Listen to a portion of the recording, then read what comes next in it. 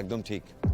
আর তোকেও বলছিলাম, সিরিন হারলো কি আমি জিতলাম এসব নিয়ে এখন আর চিন্তা করিস নাই। এখন তুই নিজের নাটকের ওপর ফোকাস কর। আজ সন্ধ্যেবেলায় তো নাটকের কম্পিটিশন বটে, চল একবার ফাইনাল রিহার্সালটা করে নি। গুড থট, রিহার্স তো করতেই হবে। আজ জিততে তো আমাকে হবেই।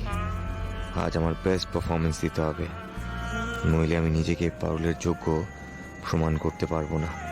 দাদু যখন একবার থিয়েটার করার অনুমতি দিয়েছে, আর এতদিন পর যখন নিজের ফিল্ডে কিছু করে দেখানোর সুযোগ পেয়েছি, তখন প্রথম সুযোগেই সিক্সার তো হাঁকাতেই হবে। আজ কিন্তু তোর উপর অনেক কিছু ডিপেন্ড করছে পারুল, প্লিজ চলাস না। ঝোলাবো কি রে আমি তো আজীবন মনে প্রাণে চেয়েছি যে তুই জেত। আমাকে হারায় তুই নিজের ফিল্ডে কাকে এমন পাবি সেটা তো আমাকে জানতে লাগবে না। জিততে তো তোকে হবেই রে, আর আমিও নিজের চান লড়াই তোর সঙ্গে খাইব। নিজের বেস্টটা উজাড় করে দেবো আজকে। তবে তুই কিন্তু ভুলে যাস নাই, তুই কিন্তু সবার সামনে কথা দিয়েছিস যে তুই যদি আজ কম্পিটিশন জিতুস তাহলে তুই বিটির নামটা বলে দিবি।